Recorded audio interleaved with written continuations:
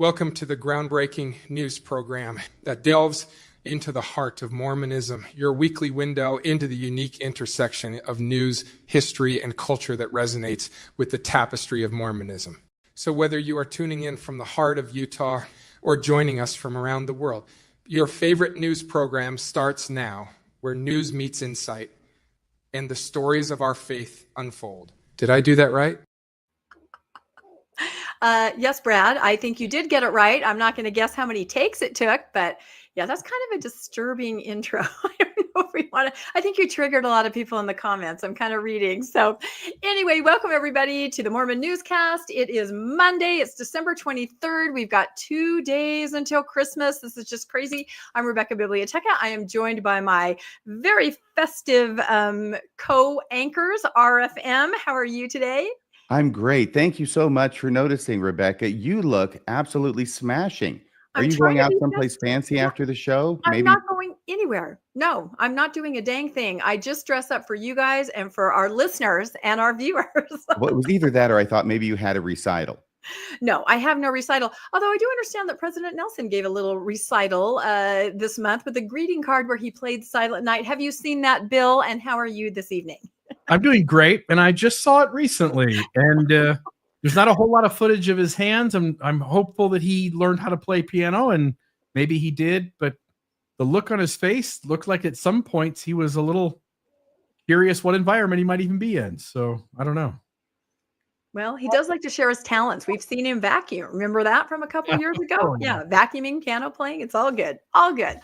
All right, let's pull up our slides. We have an action-packed. Yes, RFM. Yes, I have a new drinking mug. Oh, was that a Christmas present from a viewer? Whoa. Hey, there. And I don't know if you can see that there. It says, to quote Hamlet, Act 3, Scene 3, line 92, no. That's what it says. No. Yes, from my boss and longtime friend, Mr. Real. Oh. I also got Radio Free Mormon, a book of Shakespeare insults. I have it right to hand. I'm sure you'll use those. It has, the one that I think probably leads the list in all of these collections, right? I do desire we may be better strangers. I love that. I'm going to use that over the holidays. I think a lot of our viewers can, right? I do desire that we be better strangers. I like that. Which play is that from? I think it said As You Like It. I love As You Like It. That's perfect. All right, let's pull up our slides and let's get started. We have a lot of fun Christmassy news. And your thumbnail is incredible this time, Bill. I just love that. You get better and better every time. Excellent. As opposed to last time, apparently. No. They're getting better incrementally. I'm just saying this one, he's outdone himself for the holiday. Yeah. Well, Merry Smithmas to both of you. That's right. Thank you. Merry Smithmas to you and yours. Yeah, it's kind of funny. The newscast actually is falling on the birthday of Joseph Smith. And we're going to talk about that a little bit. He would be 219 years old had he still been alive.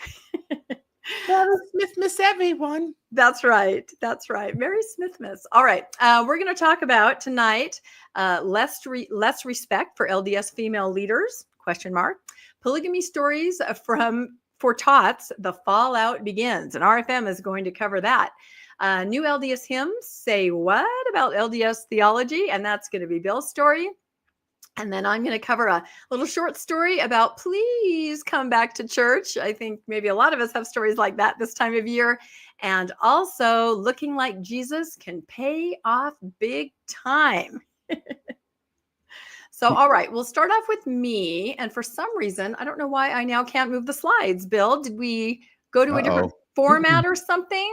Nope, you should be able to do it. So yeah, I cannot, and I could right before the show. You're logged in. You're logged in. Yeah. Okay. Oh, no, I did before the show. That's what I'm saying. I think something might have changed. I don't know. I'm going to have you do it. Present slides. Google Slides. Let's try this again. It's always something on the newscast. We're just basically hacks. No, okay, I am. Bill's not. RFM semi, maybe. So it just takes a second to process.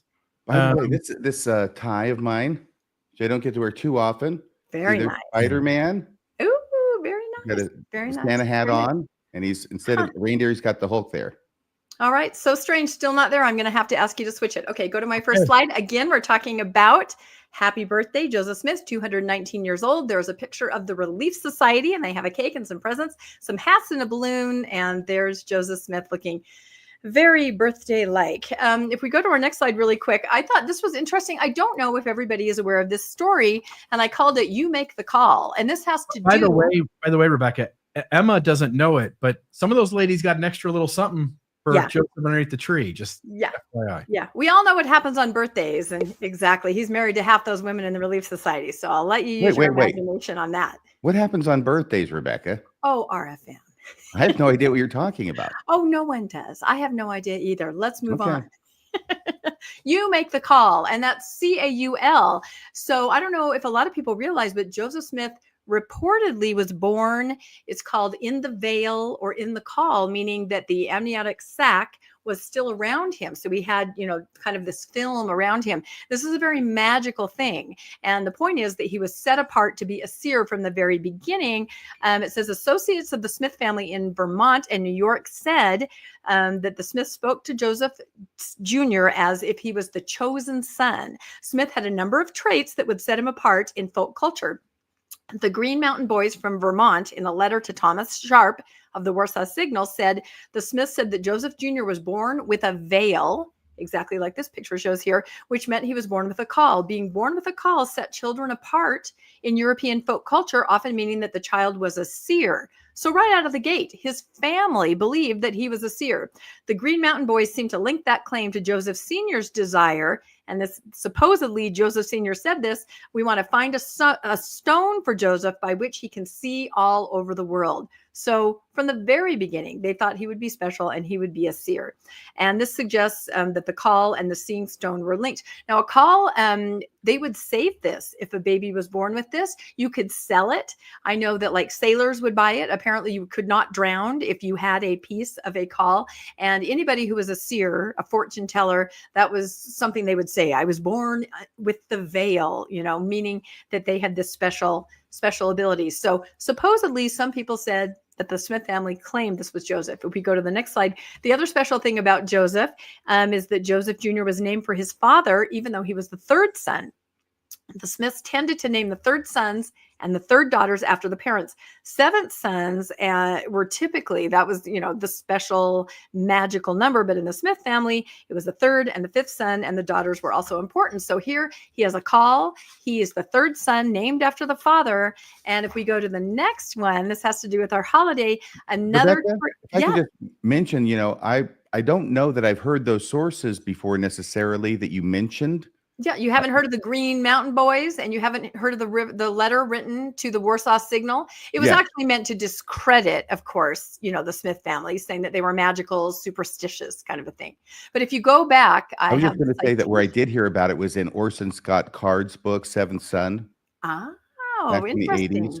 I had read that, but had not remembered. It's also mentioned in Michael Quinn and the Magical World. Yeah. So it's definitely out there, different places. And I cited it in the first slide. So the second thing, or the third thing that made him kind of magical, and this is what has to do with our holiday, another trait that set children apart in European folk culture was being born near Christmas. Smith was born today, 219 years ago, on December 23rd.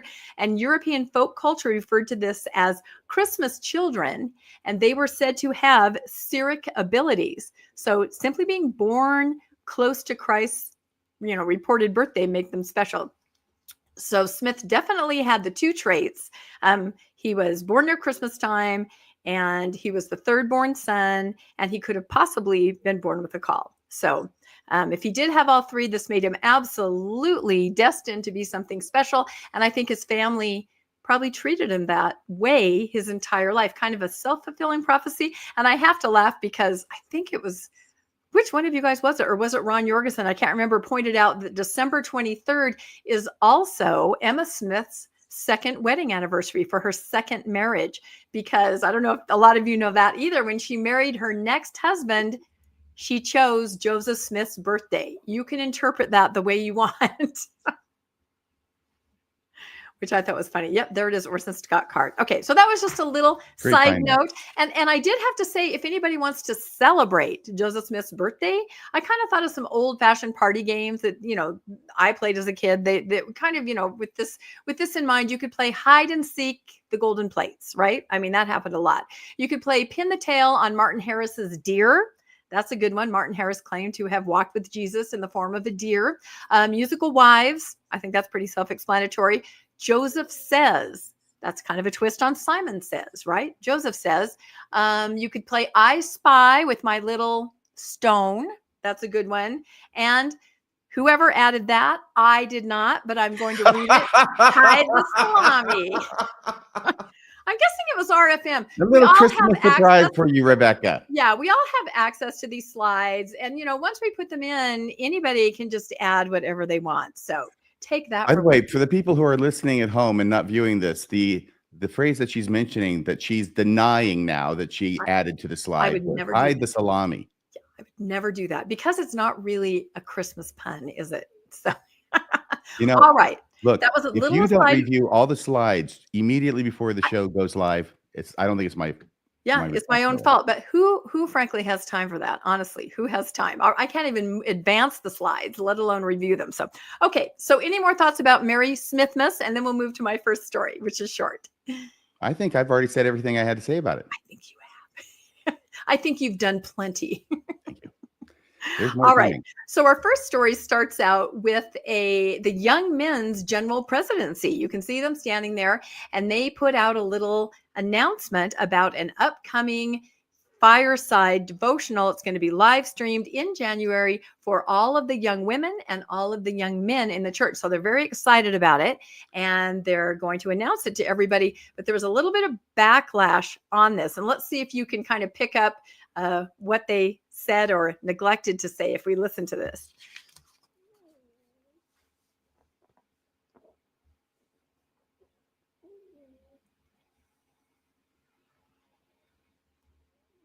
Hi, we're the Young Men's Presidency, here to invite you to be sure and tune in to the worldwide youth broadcast. It will be streamed on January 5th. You'll see Sister Freeman and I. We're going to the Sacred Grove to broadcast from there. Elder Uchtdorf will be speaking to you in this worldwide broadcast. And you'll see the theme music video for the very first time. So you're going to be able to get excited for this year's theme. Doctrine and Covenants 636, look unto Christ in every thought, doubt not, fear not. Let's worship together on January 5th.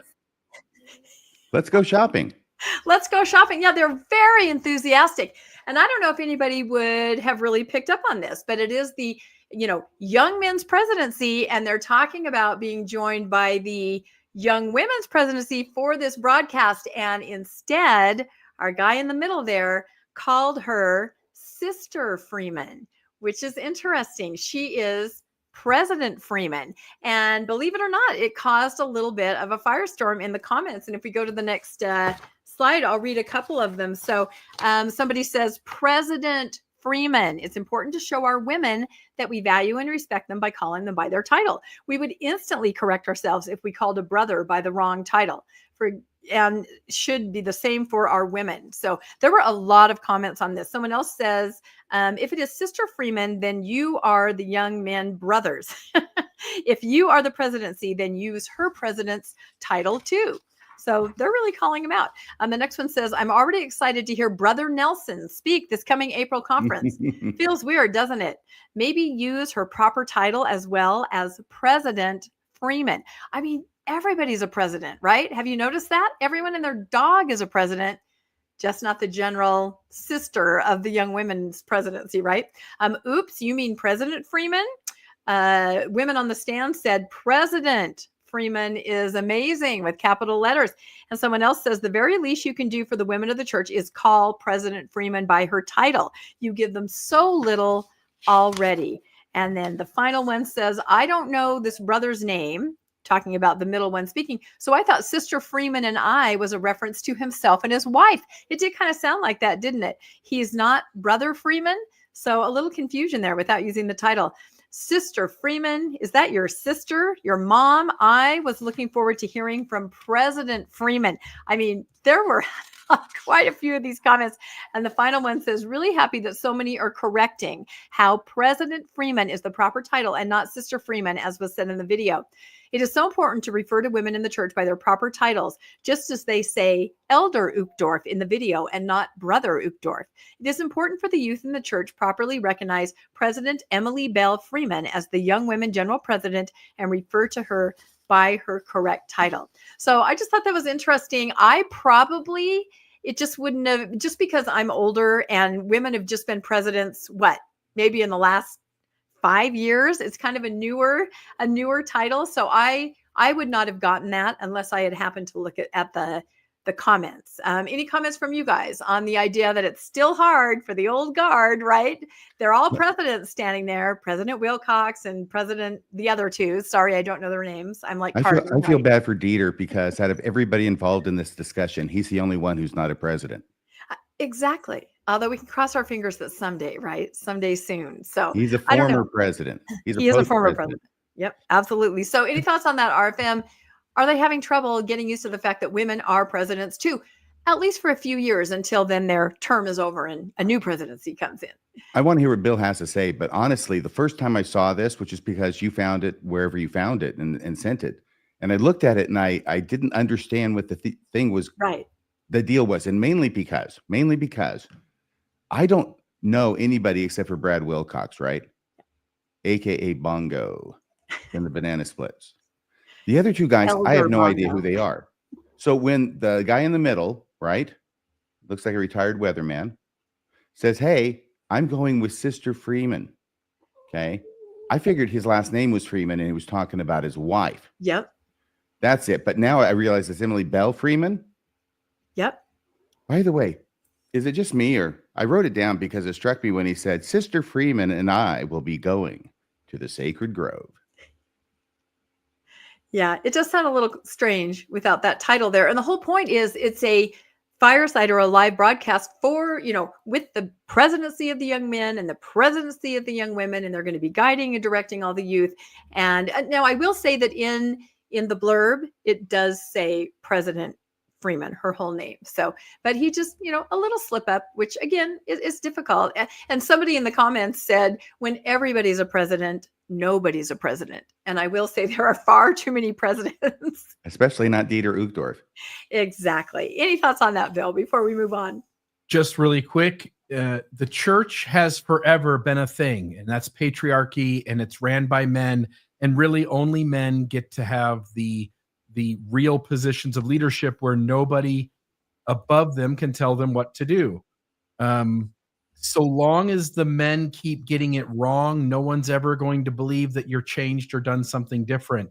So until you get it right, until you know to call her President Freeman, the rest of us still get signaled the message that this is a sexist patriarchy that doesn't really believe that those women have anything of the same nature of authority as the young men's general auxiliary. Yep, I think that's the hidden meaning. And again, I wouldn't have picked up on it either because I'm used to, 5 decades of sister and then sister. Sorry, I've seen White Christmas like 3 times in the last 2 weeks. So.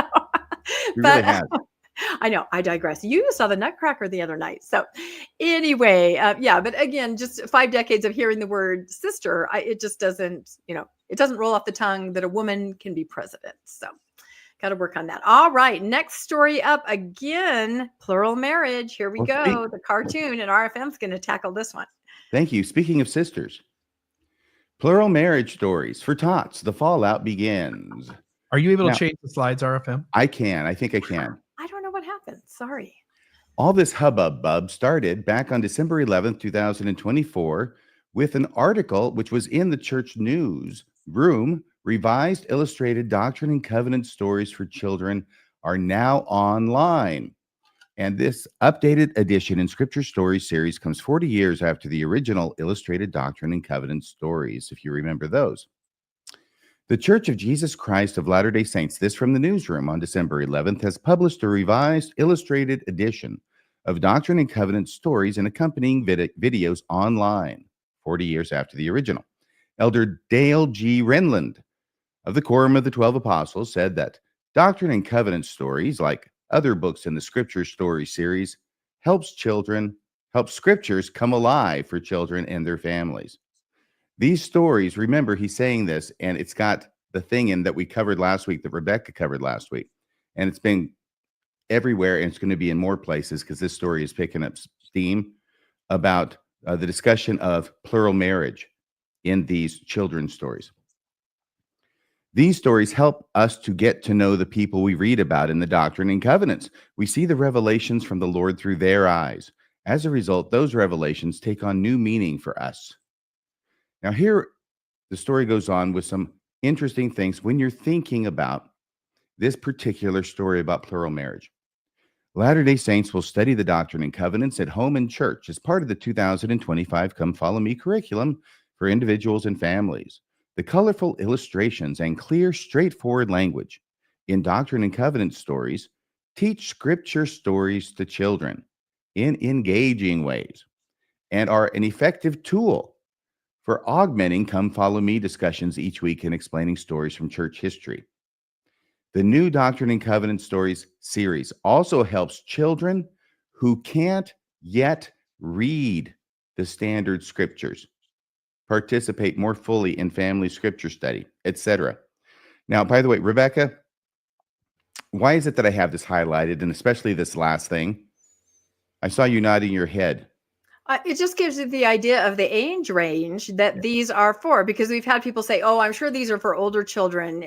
No, these are cartoons, and you can see clearly that their intent is these are for the little guys, the little guys. So adults reading these stories to little children. So they have a number of stories. This is one from when Emma is serving as scribe, for Joseph Smith, Book of Mormon. This one is about Jane Manning embraces Emma Smith. That's from a different story. I'll bet that's from the story that has to do with the priesthood ban. And here's a story that I know is near and dear to Bill's heart. Mary and Caroline Rollins rescue pages of the Book of Commandments from an angry mob. Hey, Bill? Yes, sir. Why is this story so near to your heart?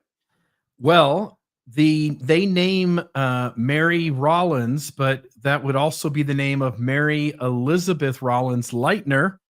Her and her sister did rescue the Book of Commandments as a mob was trying to destroy them. That story gets told to us all the time, just like here. What we're not told in correlated church curriculum, at least not anytime prior to 2015, I don't believe, was that Mary Elizabeth Rollins Lightner, when 12 years old, she reported this herself when she was in, I think, her 80s, but she reported that Joseph Smith approached her when she was 12 years old and informed her that she would be a plural wife of his someday, and that she was someday. Just a few years after that, she did become a plural wife of Joseph Smith. That's never told to us in a cartoon. I can't hear you, RFM. No, we are not told that. I knew you would know exactly what was lurking behind the surface of that innocent seeming cartoon. Yeah. So LDS Daily now, which is a very pro Mormon rag, did an article, and this is December 20th. So 3 days ago, controversy brews over plural marriage chapter in official church storybook. So already, after that December 11th article, it's now been 9 days to December 20th. There's a controversy that's brewing. Most of you probably know about it. And as I said, Rebecca reported about it on last week's newscast. Here's what they say. And you can see if you can count how many apologetic tricks they use to try and make it sound like this is a good thing and okay for the church to be doing. The Church of Jesus Christ of Latter-day Saints has thoughtfully introduced the section on plural marriage. I have no idea in what sense they're using the word thoughtfully at this point. I mean, is it considerate? Was it full of thought that they did this? Because it doesn't seem like it was either. Well, and it's ironic because a lot of people say, what were they thinking? I know. That's what I'm going. What are they thinking? I said it last week. There's so many people involved in this project. The people who conceive it, the idea people, the writers, the artists, the editors, the people who approve it, the people who publish it. Nobody somewhere along the way said, hey, I don't think this is a good idea. It goes on. Once again, the LDS Church has thoughtfully introduced a section on plural marriage in its children's storybook about the Doctrine and Covenants, aiming to provide age-appropriate, that would seem to be the entire issue, which they're assuming, aiming to provide age-appropriate, faith-centered context for a complex chapter in church history. See, it's complex. That's why we have to sort of just make it all shiny and, for the kids. The question is why they're telling the kids at all. The short illustrated chapter begins with Joseph Smith praying about prophets in the Bible who had multiple wives. Because of the millions of people who have read through the Bible in the history of the Bible, you'd be surprised how many of them stop where they read about plural wives and start praying to God about, hey, God, what do you think about this? You think this is a good idea? Do you like it? You think it would look good on me? It explains that Joseph practiced plural marriage while deeply struggling with the commandment. You can jump in anytime you want, either Rebecca or Bill, as I go through this, okay? The chapter also highlights Emma Smith's challenges, the teaching and practice of plural marriage, the imprisonment of leaders who lived it, and the eventual end of the practice with a manifesto by Wilford Woodruff. Yeah, the eventual end. They're not even being straight with you in this article about these scripture stories, these Doctrine and Covenant stories, which themselves are not being straight with you. The chapter has caused controversy online from both members of the church and its detractors. Some parents worry that the inclusion of the information infringes upon their right as parents to control when and how to teach about plural marriage in their family. Others who question plural marriage, like Michelle Stone, say the history behind the practice is weak and unsupported. Well, I think Michelle says it a lot more than that. Those who find the church contemptible, or how about just me, who thinks this is really not a good idea? Those who find the church contemptible have even used online art generators. Oh my gosh. Have even used online art generators to create their own storybook versions with Joseph Smith depicted as a sexual deviant. I did have to laugh out loud here because I thought, I don't think Joseph Smith or you guys need any help depicting Joseph Smith as a sexual deviant. You're doing it right here in the Doctrine and Covenant storybook for children.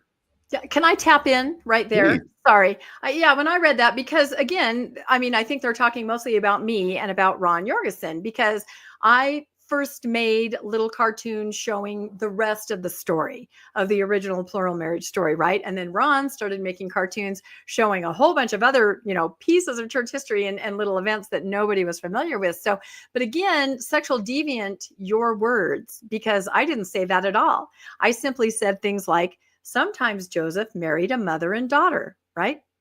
That is a fact. And I never said that was deviant. I said, sometimes he married sisters. I never said deviant. I just said that. So I think these are their words. They're making that judgment call that things taken right out of the Joseph Smith papers and church history. They're the ones that are saying deviant. So, Wouldn't it be and funny? I also do not find the church contemptible. Rebecca? That's also, yes. Wouldn't it be funny if they obviously said depicting Joseph Smith as a sexual deviant? Wouldn't it be funny if they didn't know that what you were doing was historical? Yes. And that's what I was talking this over with my co-host on Mormonish Landon, and we both kind of agreed, I bet they don't know. And if you didn't know, if you hadn't read anything about that from church sources themselves, you would think this is crazy. These cartoons are showing mother, daughter, asking a father for his young teenage daughter, sending a husband on a mission. It's a very sordid tale. They don't know. Again, if you don't know, that's how you would see it. But They've these got are a the shock things that coming. happened. Yeah, it would be absolutely shocking. I want to just say something. A deviant is someone who deviates from the norm. Joseph Smith was a sexual deviant. Proudly. By any standard definition of the word. So anyway, you're having sex in marriages with underage girls as young as 14, 2 of them at 14, a few at 15, and then quite a few in 16 up to 18 or so. And then beyond that, of course, as well. The way in which you procured each of those relationships, how you got those young girls to get into a close association with you and got their parents at further distance from them, all of that is outside the norm. Joseph Smith, by your own words, truly is a sexual deviant. Clinically done. Yeah.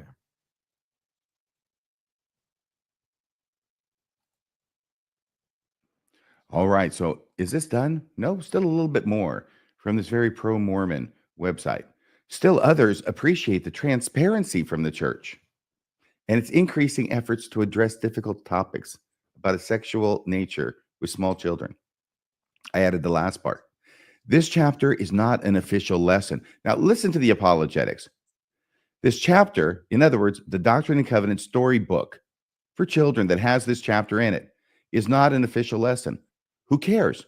Didn't you hear what Elder Rinland just said? This is made to supplement and for adults to read it to kids.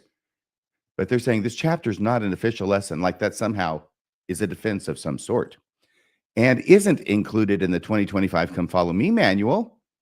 Additionally, children's lessons material make no mention of plural marriage. So because it's not in the official children lesson material, it's okay that it's in the unofficial children's lesson material. Even during weeks when it's covered in adult lessons, the storybook covers other difficult topics, including the massacre at Hans Mill and the revelation on race in the priesthood. Okay, leaving aside the fact that that's a complete non sequitur, and just because you say that the manual treats other difficult subjects, it makes it okay to talk about these things that are sexually charged from adult to children, okay? That doesn't follow. But on the other side, at least apparently, they're talking about the church's racism and mass murder with small children. So that's all I have to say about that. Hearing nothing else, I found in my research an absolutely incredible essay that this person wrote. Her name is Lisa. Oh, it's right up here. Lisa Torcaso Downing. Yeah, And she's apparently she goes amazing. by L2 She's Downing. Do you amazing, know I her? have to say. Yeah, she's incredible. Everybody check her out. How do you know her? I've actually used some of her essays before in a podcast too. She's a very thorough researcher and she's really smart, and it's Life Outside the Book of Mormon belt. Yeah. And I don't know if she good. watches our material anymore, but I know early on in my work, she interacted with me a ton. So I'm familiar with her also. Well, I read this because I was trying to research and I just absolutely fell in love with this essay. It is absolutely spot on and it knocks it out of the park. It's a little bit on the longish side, but absolutely worth it. And I'm going to have to ask for some help from my compañero and compañera to read every other page of this. Okay. So could you start with that, Rebecca? Sure, I can. If you need more evidence that polygamy culture is alive and well in the contemporary sphere of the LDS, look no further than your Gospel Library app, specifically at the new picture story published in the Doctrine and Covenants Stories for Children, titled Plural Marriage, Faith to Obey a Law from the Lord, Even When It's Hard. And then she has a link to it if you haven't seen it or want to look at it. By the way, notice it's called A Law from the Lord, only because she's going to refer to that further down. Yep. It provides a carefully curated cartoon version of early Mormon polygamy, stretching from its beginnings with Joseph Smith to its mythologized ending with Wilford Woodruff's manifesto, all in just 8 panels. To say much is omitted is an understatement. However, its purpose isn't to teach history, but to use well-washed nuggets of facts to tightly define faith as obedience to God through obedience to priesthood authority. This may be the intent, but it seems destined to undermine the mental health, aka the emotional and spiritual well-being of the children of devout Latter-day Saints, including those in the most secure homes, by destabilizing their concept of marital boundaries. Absolutely. Is this brilliant or what? It's brilliant because we talked about this last week. As soon as you start that story, the kids will be going, "Mommy, can Daddy have another wife? Did Grandpa?" It destabilizes. I love the way she's saying this. That's exactly what we meant last week. She uses words like a scalpel. Mm-hmm. Bill, are you okay to read the next one? Yep. Yes. So I wasn't raised in the LDS Church. I decided to join at 14 and was baptized upon receiving parental consent as I neared 17. Back then, talk of the second coming prevailed, just as it is starting to again. But in the 1970s, leaders emphasized the perilous times, which would predate it. The wars and rumors of war, the natural disasters, and of course, the March of the Faithful back to Zion, Independence, Missouri. Across terrain, burned clean, most likely, we worried, by a nuclear bomb. To Missouri, Jesus would come, and there we would go. Even as a teenager, I was terrified of this great and dreadful day of the Lord. I internalized teaching surrounding the second coming in ways that provided me no comfort in the idea of Christ's return. And that is going to be an important thesis statement that she's led up to there, that she internalized, and she wasn't the only one. She internalizes the teachings about the second coming in a way that gave her no comfort from the idea of the second coming because of all the destruction and everything, right? And nuclear bombs. Yikes.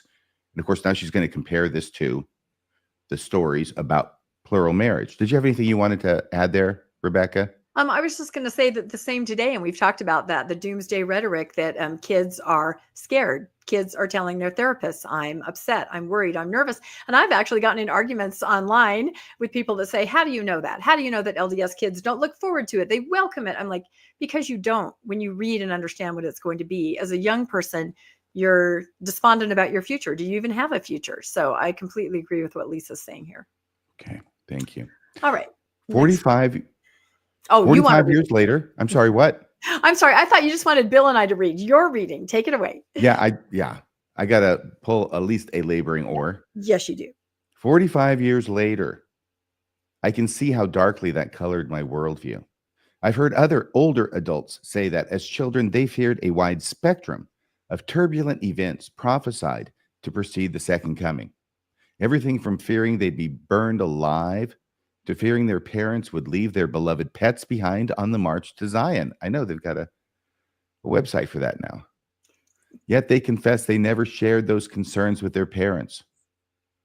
My point is, children absorb information from their parents, teachers, and leaders in ways we may not expect or want, ways they may not tell us, because children assume the message they internalize is the message parents intend to communicate, and more than just kids do that. If I, at 14, quietly feared the second coming, small children seem just as likely to quietly fear disruption of family life if polygamy is presented to them as a commandment that could return, especially if the story is read to them by their mother or father. I'm going to come back to that. And I'm actually just going to repeat it. That is so critical and so well worded.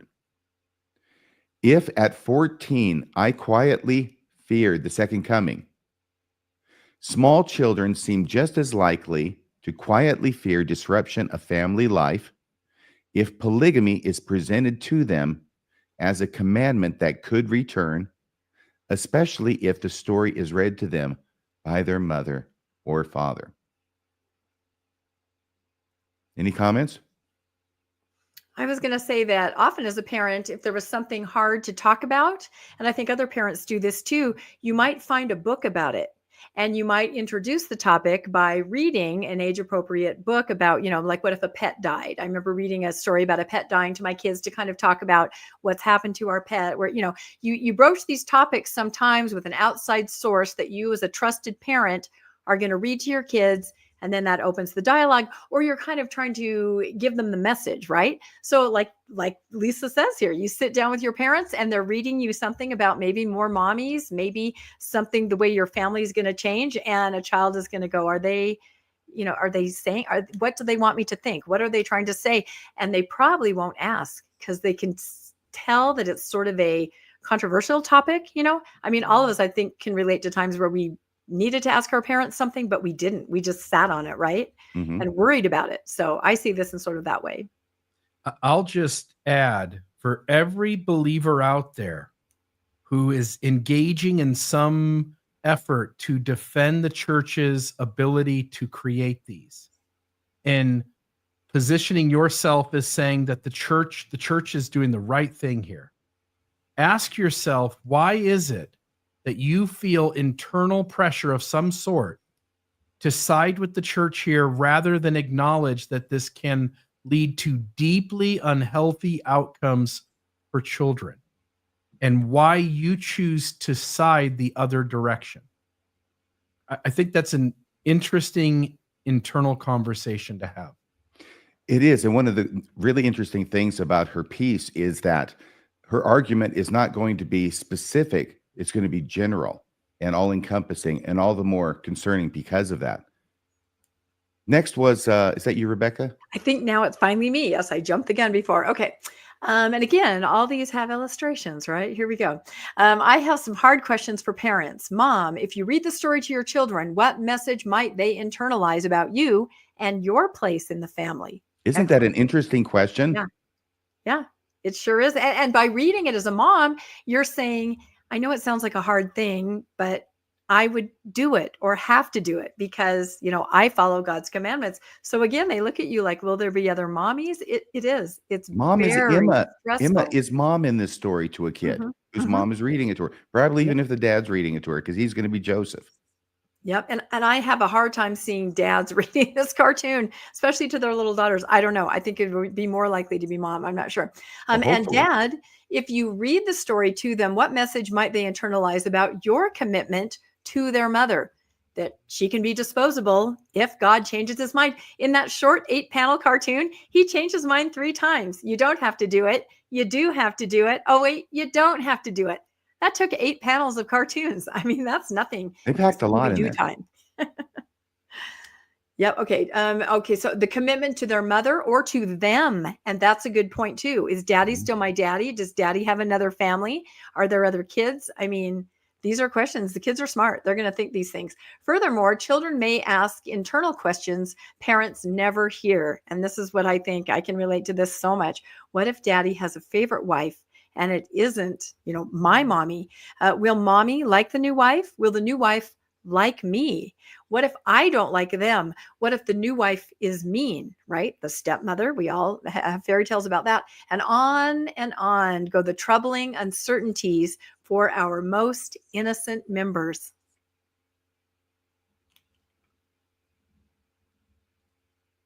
Bill? We know that just the idea of divorce quietly stresses children, including those in stable families. It's a fantasy to suppose that introducing the possibility of polygamy wouldn't stress LDS children. It stresses those of us with mature minds, even though as adults we have some control over our destinies. It is naive to think LDS children could escape being negatively impacted by learning from their parents that their faith would require them to disrupt their children's known world, even when it's hard on their children. Kids will wonder if their parents care about them. Of course, the last panel of the cartoon, Plural Marriage, reads, in 1890, the Lord told Wilford Woodruff, the president of the church, that men should not marry more than one wife anymore.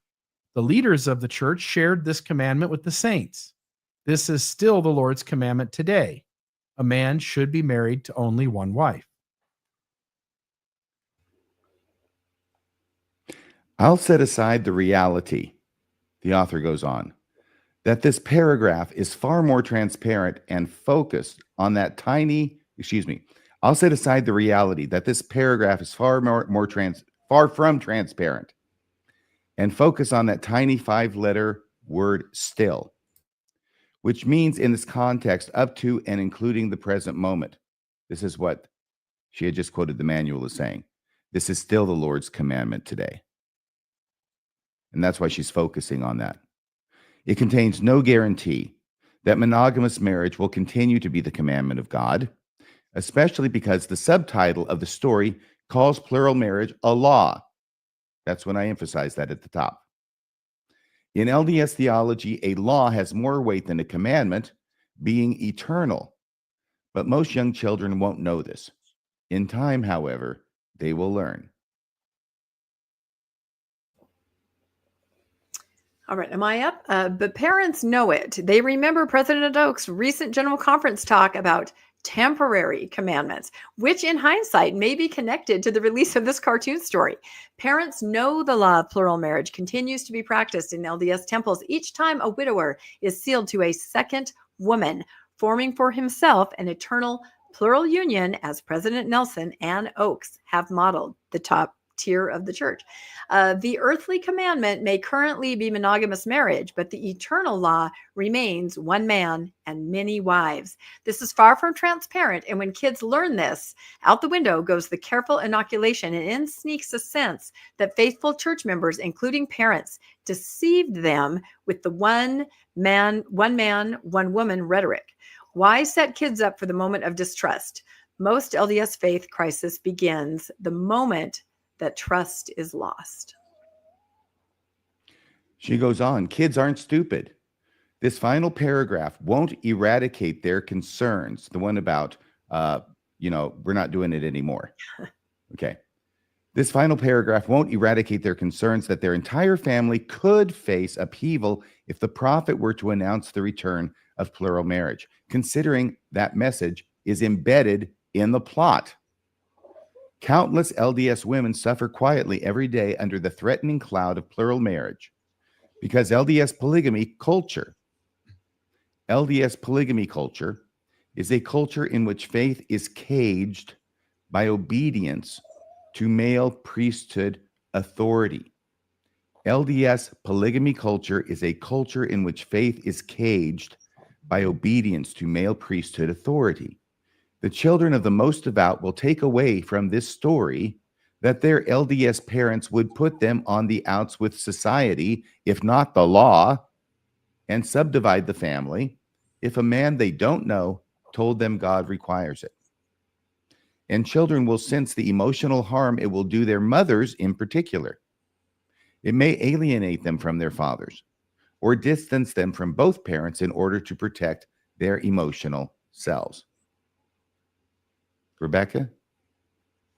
Yeah, no, I agree with everything Lisa's saying. And I think, when you read the story and you get to that last panel, a child is going to go, so it's not that way now, but can it be again? That's the next logical question, because you've gone through those 8 panels and it's flip-flopped so many times. And then what does the mother say? Then do you reveal some of those truths that Lisa just mentioned here? Do you reveal that, well, in the next life, yes, honey, it is going to be that way. And then how does your daughter look at you as a mom saying that? How does your son look at you? How do they look at dad? You're absolutely right. And kids internalize so much. This is just another thing to lay awake and worry about, that you're never going to tell your parents, and your parents may not guess this is what you're concerned about. But yeah. This is big. These are big questions, and it's very disturbing when you think that something could happen to your family as you know it, right? When you're a kid, that's your whole world.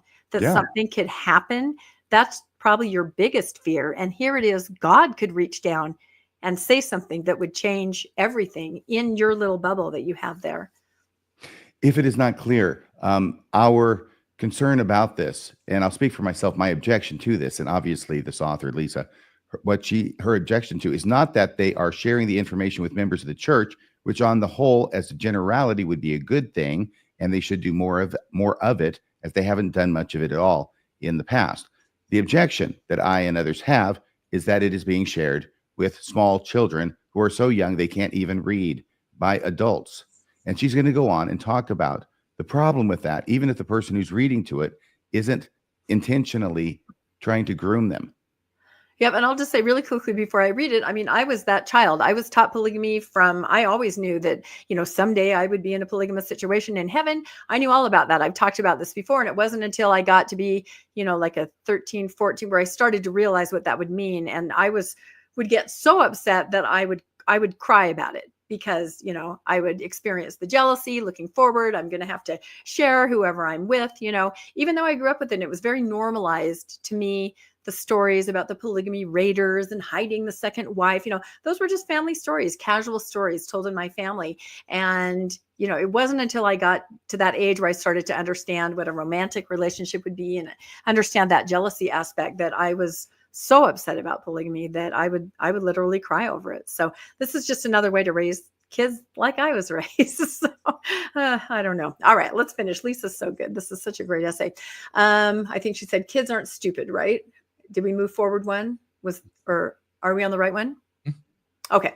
My predictions feel obvious. What is less obvious, however, is the degree to which active LDS women feel destabilized in their marriage because they realize plural marriage could return. Prior to marrying, many women make it clear to their fiancé that plural marriage would be a deal breaker. Many proclaim and or reiterate this well into their marriage when children arrive and the threat feels more intense. Even more telling, many LDS women swallow their boundaries, hoping God will bless them in their submission. The dangerous idea has its roots in our toxic polygamy culture and would not exist without the planted fear that disobedience will make one unworthy to God's highest reward and deem a woman worthy of destruction. D&C 132. I had somebody ask me on a post I made, where is that? That's not real. I'm like, 132, baby. Every LDS woman, whether she admits or not, is emotionally scarred by our polygamy culture. And every LDS marriage is weakened to one degree or another by an LDS wife's knowledge that the shape of her eternal marriage is ultimately out of her control. Our history is replete with stories of men breaking their marital promises of fidelity in the name of God, and astonishingly, some of our scriptures and authorized correlated content celebrate it. And now children's stories are celebrating it. Yep. Can you take this one, Bill? I'll take this one. Okay. I'll just note too, somebody in the comments said lots of those cartoon images are prayers at a bed, kneeling at a bed. I think we said this maybe last week or somebody in the chat did, but I just want to note it again. It's so easy. And I don't even think completely unintentional on the church's part, but when you put a bed into a story that also involves marriage, you are indicating some degree of intimacy, if not sex, at least intimacy. And I think that just complicates all of this even more. So I'll just say that. Okay. I understand that within Mormonism's polygamous offshoots, there are women who champion plural marriage.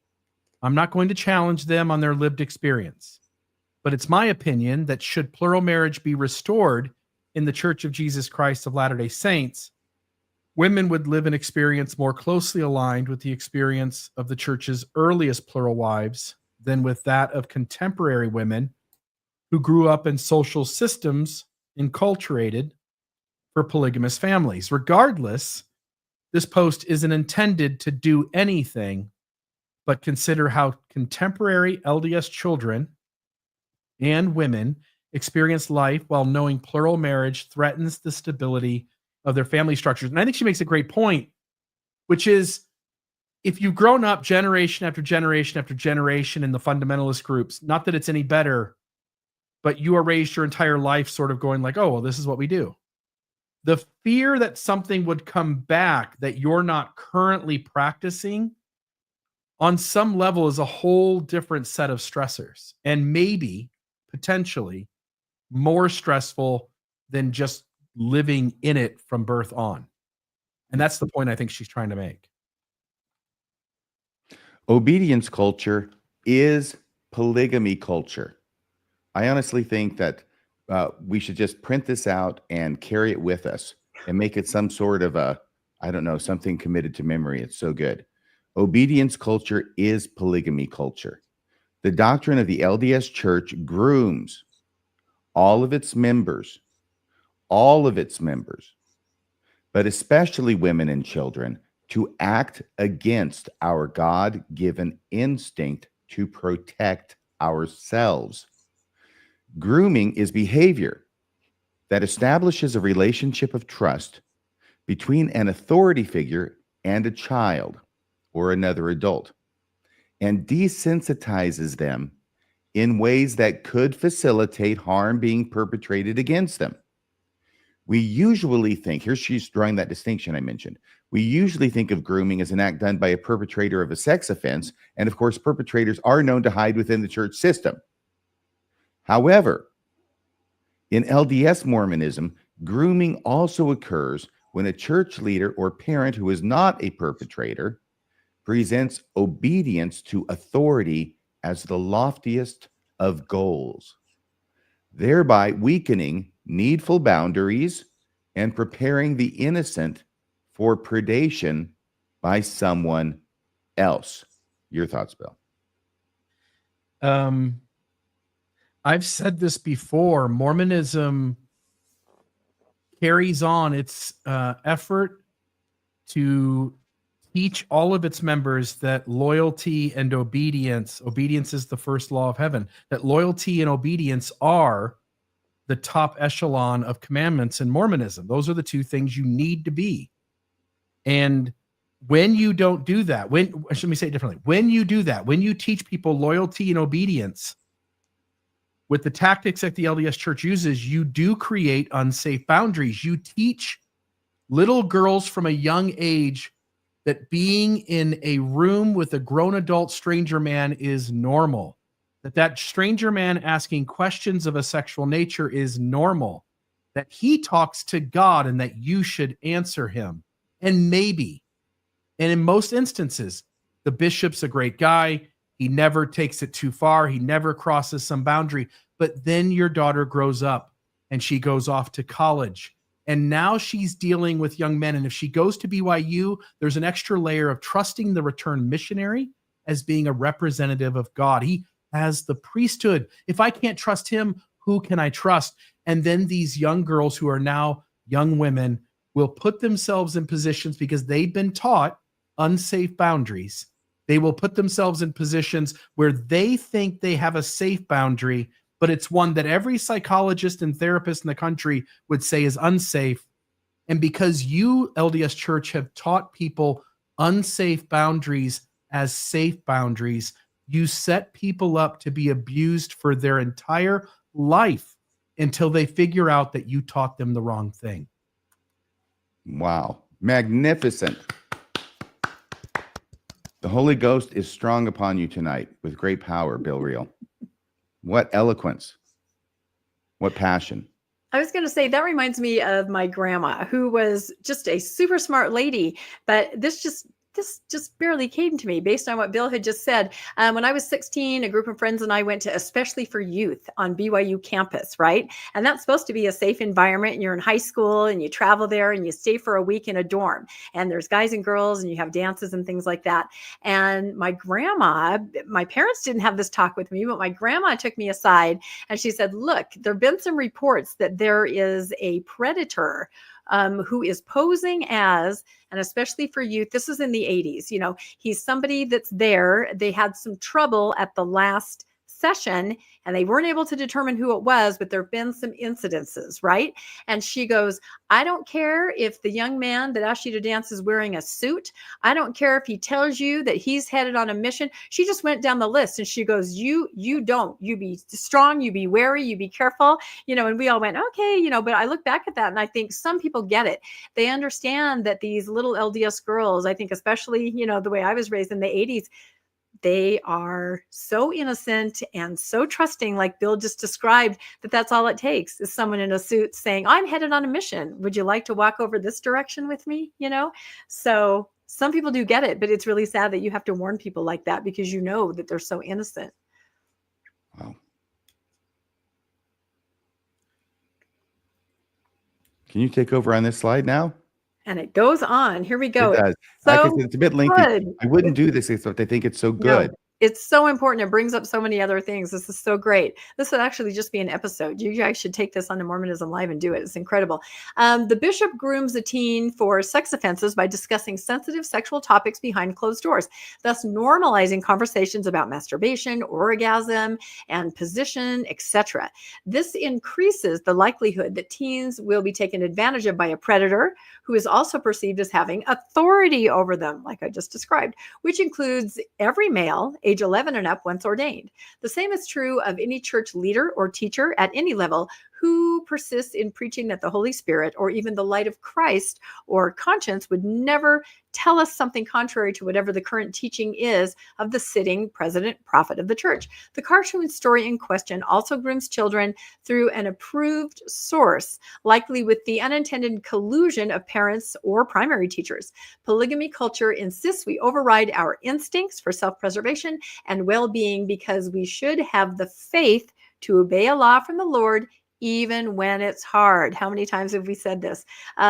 This, while at the same time we confess prophetic fallibility in order to make the unacceptable statements of the past carry no weight today, church leaders have used this tactic throughout our history and will continue to do so in the future. You know what I thought was really interesting in that paragraph was her identification, and correctly, I believe, of she's talking about the idea that increasing the likelihood that a teen will be taken advantage of by a predator. And what the author says is that occurs every time any church leader or teacher at any level persists in preaching that the Holy Spirit would never tell us something contrary to whatever President Nelson is teaching us, to whatever the prophet is teaching us. Because what we're saying is we can't trust our own feelings.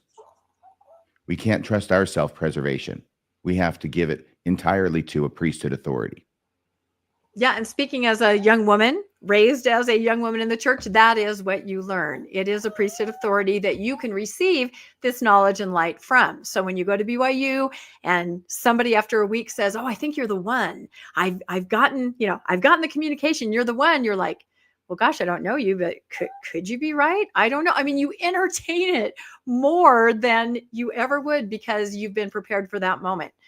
So it's hard to describe what it is to be a girl in the church, especially decades ago. Mormonism teaches you to question your conscience. Your conscience doesn't prevail when there's a discrepancy between your conscience and what your religion teaches or what your religious leader says. And you should never do that. People should be taught to go like if your gut is telling you that something isn't right here, you should be allowed to explore that, think about that, and almost certainly trust it. Do what is safe for you. Create whatever safe space you need for yourself. And the church's message is something very different from that. It tells you, oh, your conscience says something's wrong here. Well, you're the one who's wrong. That's the prophet. That's the official church leader. That's the bishop. That's the returned missionary. That's the priesthood holder. You can't question that. You're the one who's wrong. And we have church leaders, Elder Oaks, who said that the way you know someone's got the wrong revelation is because it didn't agree with us. Well, sometimes, maybe, even in the true church, people should be allowed to have their revelations that contradict the church's. Very good. I'm sorry, I'm getting a little feedback. Is that Angry Alice? Is that what I'm hearing, Rebecca? Soaring. I think she might have a cold, so I'm going to have to mute and unmute because it's not me. Okay, I'm not making that sound, but she definitely is.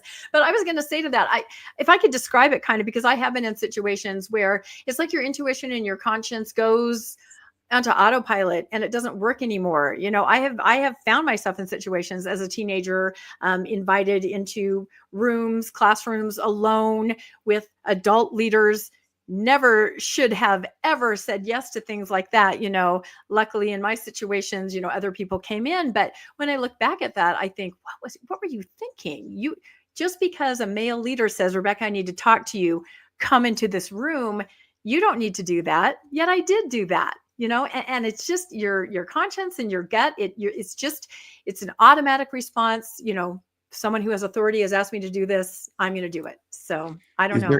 Is there any theme stronger in what we hear all the time at the church and in conference and from leaders and in manuals that we are to do what our leaders tell us to do because they have contact with God and receive revelation for us? It's the foundation. It's the fundamental of Mormonism. Okay. So, Bill, can you take this slide? We're almost done, folks. Promise. This cartoon history of plural marriage is an inoculation against troublesome elements of LDS history. It's toxic injection of a definition of faith that teaches children to ignore their self-interest and safety in the face of authority and destabilizes their sense of security within the family. It is vital we respect the feelings of ill ease that our polygamous past instills, especially in LDS females, young and old. We must refuse to inflict on children the same psychological damage and work to reduce the risk of physical harm that our polygamy culture inherently generates. The children of the LDS Church deserve better. They deserve an end to polygamy culture and its pernicious insistence members override our emotional needs and spiritual gifts under the guise that obedience to patriarchal authority equates to obedience to God. Our faith must center on the messages of Jesus, not the reinterpretation of them by fallible human beings. We all have the same gift of the Holy Ghost, which stands as the divine equalizer of lowly saint and celebrated apostle. Don't let anyone limit your use of this divine gift or the use of your conscience. Remember, no one stands between us and the divine, not unless we invite them to. When you read Plural Marriage, Faith to Obey a Law from the Lord, Even When It's Hard, that's the chapter title in the children's storybook. When you read that, you'll most likely recognize the destabilizing threat that it is to your children's psyches. Then please recognize how the threat of polygamy is already destabilizing our homes through the burden of fear it places on women. We would be a stronger church with stronger families if we banished plural marriage from our doctrine.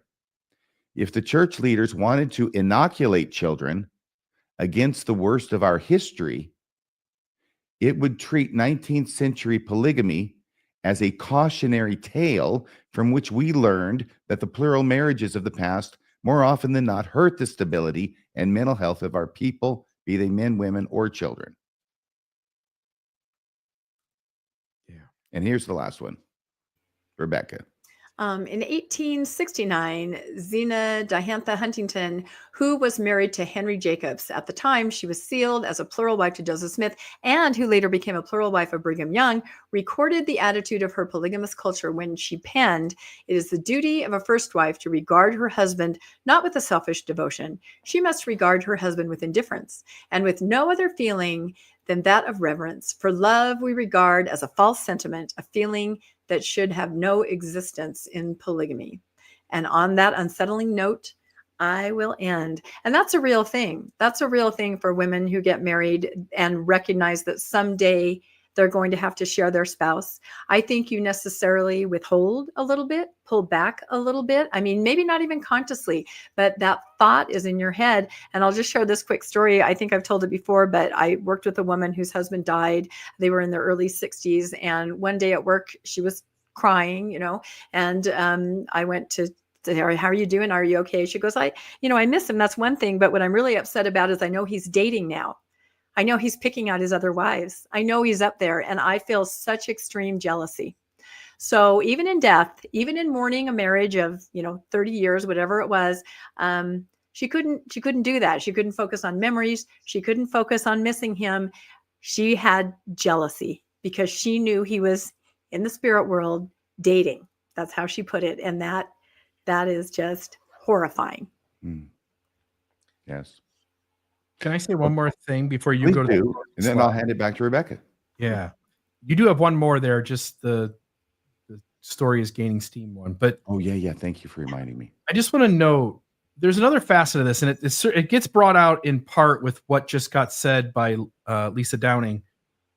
I wondered at the beginning of this, I thought to myself, who and why might this spiritual lesson based in history be useful?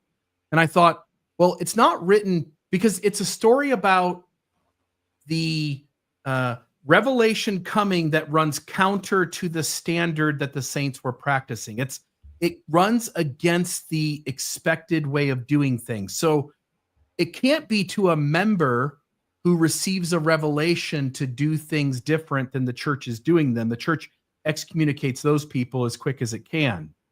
For example, Denver Snuffer would be an example of that.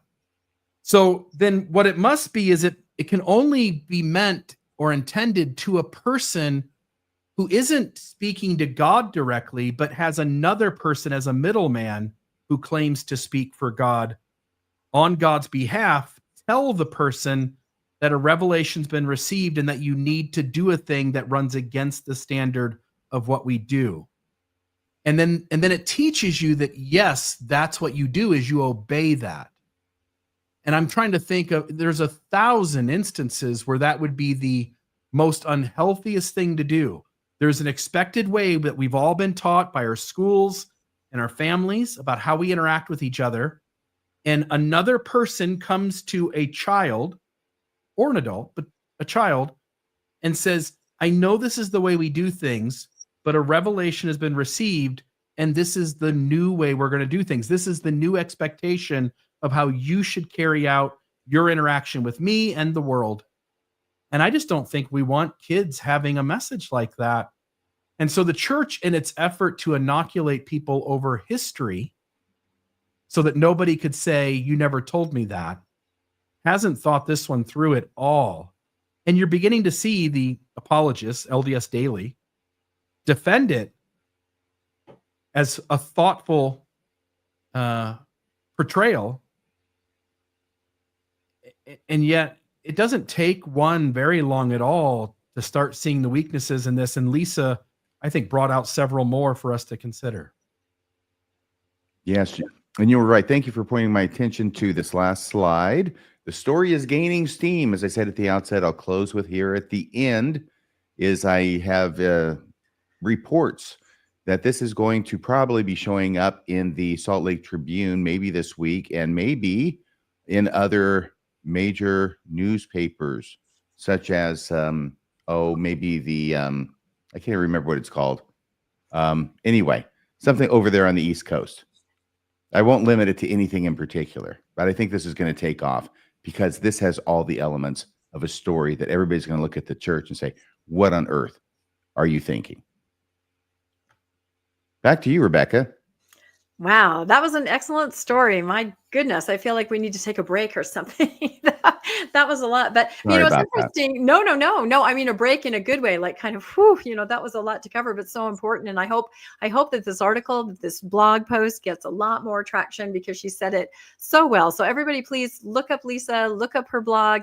Maybe we can include it in the show notes and pass this around. It's excellent. And I think it's interesting because at first I think I was really focused on, look what they left out, look what they left out. And I really did, make that kind of the key of what I was talking about and podcasting about. But then as time went on, I started to realize what it really meant as far as the children and the grooming. And I think that is what outside sources will focus on. They don't know the inside baseball to know what was left out, but they sure know when something's inappropriate for children that can't even read. And I think that's why RFM's right. You're going to see this picking up steam. So, all right, let's head on to the next story. And again, I'm sorry, you're going to have to flip my slides. I have no idea what's wrong with this. So this was something on social media that really also got a lot of traction. Somebody posted on Ex-Mormon Reddit. It was a letter. They were at work. They got up from their desk. They came back. And there's a letter sitting at their desk. That's always very mysterious. And I don't know if you can make that bigger. I'll try to read it off my phone because it's a little crumpled, I guess is what I'm trying to say. So, okay. So it says, Dear so-and-so, and it's been, kind of whited out.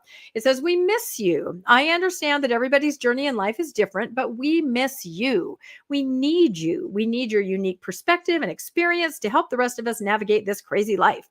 You have so much to offer, whether you think you do or not. I promise that you do. Our kids miss your kids. School is one thing. Playing in the neighborhood or on teams together is another, but it's an entirely different thing to go to youth camps, to have spiritual experiences, and to hear each other's testimonies. We miss them. Let me go to my next page here. Please come back. I'm kind of reading this with exclamation points. It really only has a period, but that's how I read it in my mind. The first Sunday back is the hardest. Why not make it the easiest Sunday of the year? This Sunday, and again, this letter was received last week, December 22nd is only sacrament meeting. It will be a Christmas sacrament meeting with singing and short talks. 1 hour. No classes after. Just come and hear the testimonies of Jesus being sung and talked about. Put Christ back in your Christmas this year. Please come. We miss you. We love you. We need you back. We miss your kids. We need them back to help our kids. Hope to see you there. An anonymous neighbor. You can imagine this generated a lot of response because it sounded so personal before that. Yeah. We need you. We love you. Yeah. We miss you. Signed, Anonymous. Anonymous, right? And it's only an hour. Like, it's just an hour. It's not that crappy long 2-hour thing. It's just an No hour. And it's classes. Christmas. You don't have to bother Yeah. with that crap. So this person, everybody was talking about how this had happened to them, or they'd been invited back with a cookie plate, or an experience like what I had where somebody walked right up to me and said, "I miss you." And I said, "I'm looking at you right now." I'm right here. Hello, exactly, but I know what they're trying to say is we miss you in the fold, right? In the body of Christ. So it was an interesting letter. I was excited to share it on the newscast because I thought a lot of people could relate. And then just at the very last minute, I thought, I'm going to go through all those comments and see if original poster said anything else about it. And if you go to the next slide, I'm glad I did, because there's more to this story. So suddenly, about a day or so, a couple days after he posted this, he said, "Shit, how do I add to or edit this post?" Right? I just learned the tea. My coworker actually got this in her mailbox in Bluffdale last night.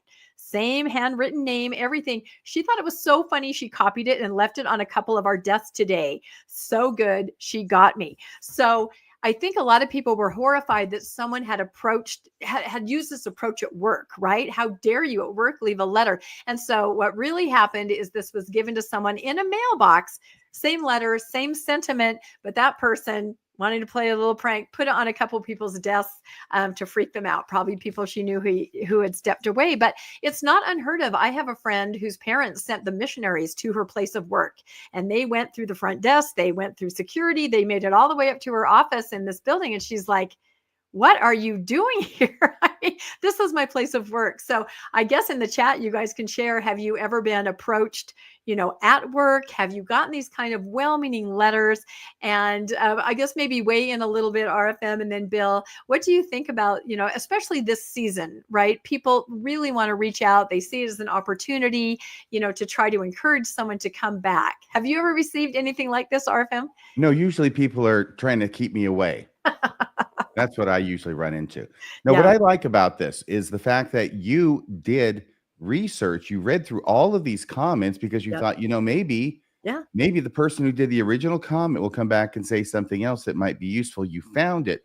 And this addendum to the story changes it considerably because it's not some well-meaning Mormon putting a letter on their desk of their coworker, right? Right.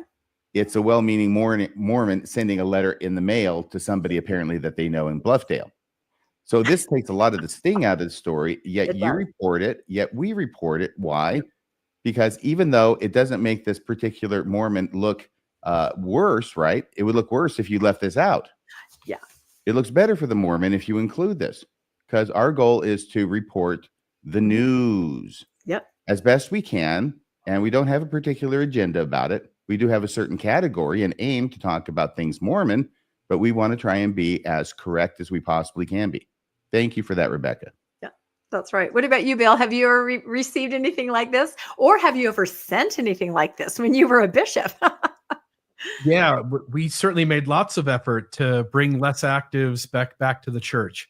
I'll say this, that in the scope of people who want to help you come back and claim to care about you and want to make that effort, if your reasons are really good reasons for why you don't come back, that conversation really isn't invited to be a two-way conversation. In other words, the moment you go, like, "That's great, I appreciate that, but I'd like to share with you my reasons for why I don't want to come back," that conversation generally ends pretty quickly. Yeah, I think so. And I have one more slide kind of on this topic. Again, this is off of Faithful social media. Somebody asked the question, inviting non-members with an offer of refreshments afterwards, right? So this person has an idea and wants to run it past some others on Faithful social media. And it's titled, "Come and See. What are your thoughts about enticing non-members in a senior living center with a small treat afterwards to attend a Sunday Christmas program held in their facility? I am soliciting all views, pros and cons. Obviously, the treats would be arranged the day before the service." And then a little later, he posts again, "Since these are non-members who usually resist our efforts to attend, we thought maybe a Krispy Kreme donut or some type of sugar-free option for those who require it would be incentive for some to come and see. Just the word entice kind of struck me, because I've had parents in senior living for the last couple of years before they passed away, and so as I understand it, the person is putting on a program, and it says the non-members are resistant. They do not, non-members, right? Resistant. Yes. They don't want to come to the program. They're But crotchety. if they hear there's a treat there, they might want to go. So They're crotchety. God bless them. They This just want to donut get them is there. very delicious to the taste. And so, it's funny because I look at this, and what they're trying to do is get this sucker baptized, right?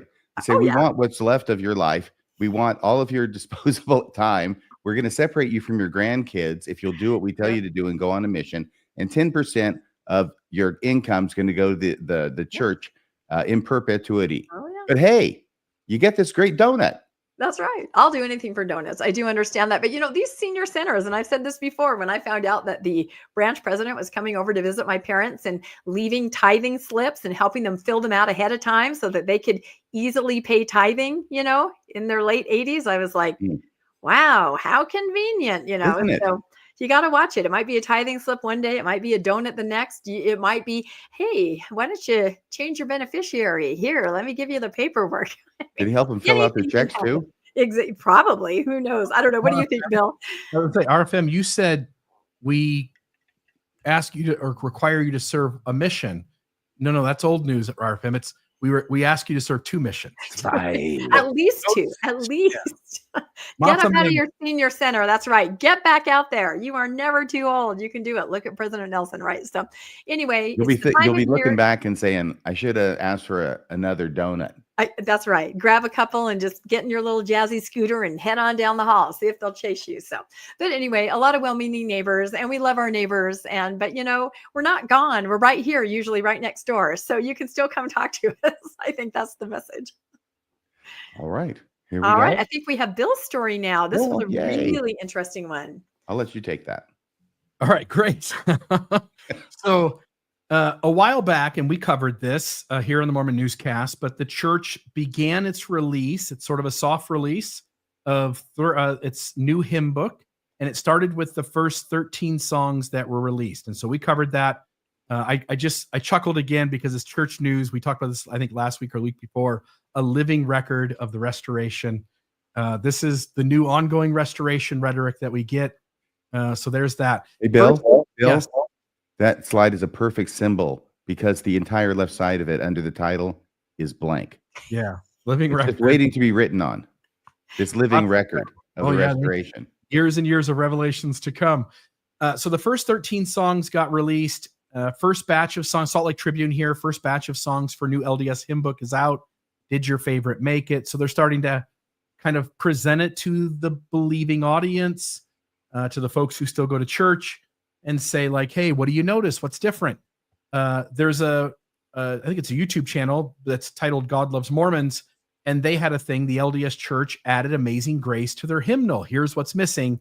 And it was an acknowledgement that while Amazing Grace is one of the new songs, that it's not all the verses that are original to the song Amazing Grace. The church, the LDS Church that is, selectively chose which verses to make it. And not that has to be anything bad. Church songs might be limited to keep it to 3 or 4 verses and hence a shorter song. But in this instance, Wayfaring Man of Grief. yeah, Trump, your argument. yeah. The reason why is because there are things that are doctrinally suspect, and they did the same thing with several of the Christmas hymns that were in the hymn book. If you happen to know all the verses, which for whatever reason, when I was 12 or 13, I set myself the task of learning them.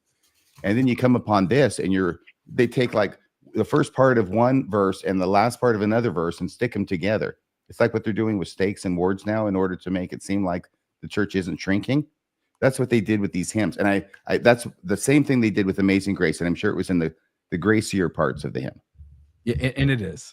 I was going to say, while that might be true for other songs, it seems quite apparent that Amazing Grace was limited for certain reasons. And you're giving members the idea like, hey, we're moving into this grace thing. And we'll talk about that in this story too. But the church is still trying to make sure that Protestant grace and Mormon grace are different. So then LDS Living had another article, same thing. Amazing Grace is now in the hymn book. See the Book of Mormon verses listed with it.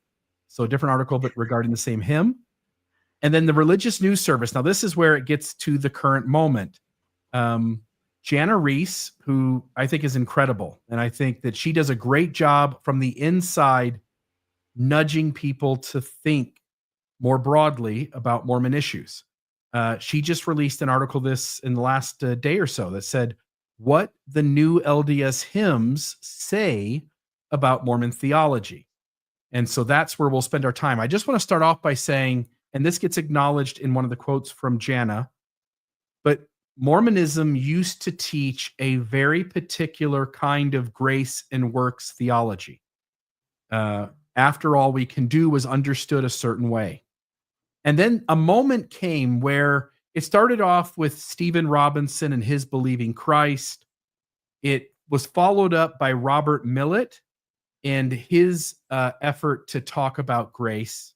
From there, it went to our good friend Brad Wilcox, who at the time I very much appreciated and still do his effort there to help move us away from old Mormon grace theology to something more functional and more beneficial to the human beings who are listening to it. And since him, you had Elder Uchtdorf, who utilized sort of that Brad Wilcox rhetoric in a general conference talk. And in fact, I think there's one of these here. You have that bottom middle one, After All We Can Do, Dieter Uchtdorf. And then you had Sherry Dew, Amazed by Grace. You have Adam Miller, Original Grace.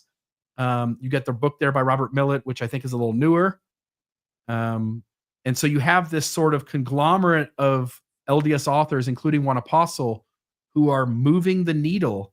And the theology today in Mormonism on grace is quite a bit different from 1980s, 1990s grace works theology in Mormonism. And so something's changed. And I think Jana picked up on that. So Jana started talking about, these were quotes from that article from the Religious News Service. Jana said, "We've got Come Thou Fount of Every Blessing," which was the number one request when church members were asked to submit ideas and suggestions for the new hymnal. This one isn't so much new to Latter-day Saints as Restored, since it was in the hymnal for several decades before the 1985 edition we currently use. Thank you, Bruce. She finishes up saying, "If I had to guess a theological reason why it was removed and then restored, it would be that this is primarily a hymn about God's grace, a concept that some LDS leaders were often deeply uncomfortable with."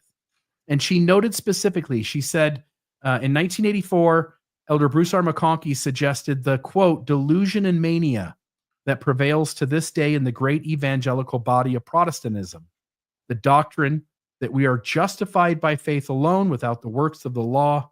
It is the doctrine that we are saved by grace alone without works. It is the doctrine that we may be born again simply by confessing the Lord Jesus with our lips while we continue to live in our sins."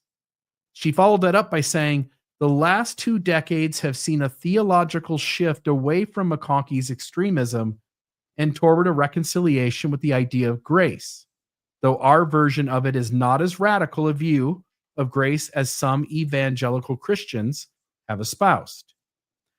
And then she brings that to the hymn Amazing Grace. She says, "In fact, we're so comfortable with grace now that another of the newly added hymns is Amazing Grace, the standard bearer for that theological concept. But as the liner notes make clear, even this has a history of being in an earlier LDS hymn book, 1841.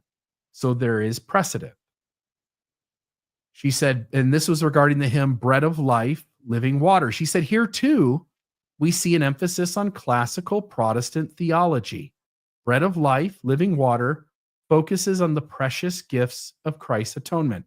She noted that several of the hymns focused on the atonement taking place on the cross, and that in Mormonism, often you either have to join the cross with Gethsemane, or in some instances, you see quotes that intimate that the atonement, in essence, took place in Gethsemane, where Christ bled, as it were, blood like sweat out of every pore. So she said, as bread is broken, while as bread is broken ties LDS weekly sacrament traditions with the suffering on the cross. And I want to note then she goes into a section where she talks about what has been removed, and she gives her guess as to why. She says, maybe the point becomes clear when we think about the kinds of themes present in earlier LDS hymns, but manifestly not here. There's no discussion of Zion as the gathering of God's people, for example, and no focus on key geographic locations like Missouri, which we have classically been taught have vital roles to play in the last days. And then she made a suggestion about what else might be cut. As we see the rest of these hymns come forward, what is she sort of guessing is going to be the case? And so we can see how good she is at being a prophet, seer, and revelator. She says, when the new hymnal is finalized, I'm predicting that we'll see a real gutting of the content from about hymn number 33 to somewhere in the mid-50s. The hymns that can be recast with Zion as an idealized pure in heart theme can stay, number 41 and number 47, while the ones that explicitly refer to Zion as a mountain refuge or that are just too weird to play nicely with Protestant rapprochement may quietly disappear. I'd be surprised if Adam Ande Amen, number 49, makes the cut. She goes, what will be emphasized? And this goes right along with that polygamy cartoon, by the way. There's one thing in Mormonism that will never be laid upon the altar, and that is every effort and manipulation made to create loyalty and obedience. So she said, what will be emphasized? If there's going to be anything that sets our hymns apart from Protestants going forward, I predict it will be a focus on obeying church leaders. That's certainly been a theme of General Conference in recent years. In terms of hymnody, I doubt that emphasis on lauding modern prophets and apostles will rise to the idolatrous levels of praise to the man, number 27, which actually positions Joseph Smith in the role of a Christ-like intercessor on the other side of the veil. But the main theological point will be clear. Latter-day Saints are Christians, and our view of Christ is as orthodox as those of any other churches. But we also have the only true prophet living on the earth today. Now, I'm just going to step in here. This is me, Bill, speaking. Latter-day Saints are Christians, and our view of Christ is as orthodox as those of any other churches. I don't believe that, and I think there are lots of statements by leaders which would demonstrate that, and I think there's lots of things in our scriptures that would demonstrate that. But that's the argument I think Mormonism is trying to make, is that we are just as Christian as you, except we have a living prophet. And that's the last slide for that story. I'll just note that we won't know yet. We need to watch these hymns come out. We have a bit of a hunch based on what is sort of gone and what has come in these first few. But once we get it all collected, I think there will be a bunch of us in this public space who have conversations about what the new hymn book means for the future of Mormonism. What do you guys think? I want to start a pool. We'll take bets on the dates. We'll just go by Vegas. months and years, okay, of when it is that the first cross jewelry are going to be sold at Deseret Books. I mean, we're already wearing it, right? People are already wearing it. It's just fine. And again, I can't describe, and you guys were both converts as older teenagers, how different it was when I was growing up. No crosses, no grace. I had a friend who was Baptist. I would sometimes go to like Bible study with her, and I would come home and talk to my parents about what I learned. I would talk about singing songs about grace. They said grace was lazy, sloppy, and, we don't believe in that. We work hard. And then, if we need a little extra nudge, Jesus helps us. Professors at BYU who had this concept down early on, like a Eugene England, they were chastised by apostles and hounded for this concept of grace. And so it's just so funny that now everything is grace. Even the Christian music that we've talked about before, the praising, I'm telling you, every Mormon of a certain age is rolling over in their graves. It's just so I'm not. different Well, I'm talking about a much older, somebody like my Okay. parents who their whole life, no crosses, no grace. That's not our church. And I agree with what you say, Bill. It's interesting as I interact with the residents who are involved in the temple building, and I talk to them and they want to know more about Mormonism. And they're all members of their own churches. That's what's so interesting about all these residents who are, quote, fighting the temples. They're all very religious people. And, as they get to know about Mormonism more, they eventually say, I know you guys think you're Christian, but you have a prophet who's in between, right? Deity and the earth. And you have this other scripture. It just doesn't fly. As much as we think it is, and we try to downplay it, those two things make a huge difference in us being seen as Christian to other Christians. I wanted to say something and put this on the record. See if this squares with your recollection too, Rebecca, and anybody else out there who's around the 60s or 70s and paying attention in the LDS Church. I really think that the atonement, the doctrine of the atonement, has changed in a drastic manner since I joined the church in 1978. So here is what I remember being taught and my conception of the atonement, including statements by Spencer W. Kimball, which is, it was our responsibility through dint of our own effort and willpower and pulling ourselves up by our own bootstraps, which was the comment, the phrase by President Kimball, that in order to keep the commandments. Now, on the way to getting there, we're going to make mistakes and we're going to break a few things accidentally. But that's okay, because Jesus is the janitor who goes behind us with the mop to clean it up. But still, we've got to do it by dint of our own willpower. And that was the teaching that I understood for a long time. Then it started getting modified. And Bill brought up those books by the different authors, especially Stephen Robinson and Robert Millett. In the late 80s, I think they were actually already starting on that. And then it's continued to something else. But now today, if I listen to General Conference, and I do, what I'm hearing the leaders say is not that the atonement is there to clean up the mess after you, but they've actually gone to the point where they say that the atonement is the power of Jesus in you so that you can obey the commandments and be obedient. And that sounds very small to say it, but it is a massive doctrinal shift. And it's also a shift that goes toward what more Orthodox or Christians believe, at least in the evangelical circles. I won't speak for any others, but I'm pretty sure that that's what they say about the atonement. Well, perfection isn't required for them. But it is the power of God unto being a good person. Any goodness that we have comes from God. Okay. So it's not completely identical, but I think it is a move in that direction. So can I get a witness out there? Does anybody else remember that? I will, because this is a phrase that my mom taught me and my sister. You have to earn the atonement. You don't just get it. You have to earn the atonement. That was drummed into our heads. And I had a conversation with my sister just a couple of years ago. She went on a mission. I did not go on a mission. And she's active. And she said, I never knew that wasn't really correct until I got on my mission.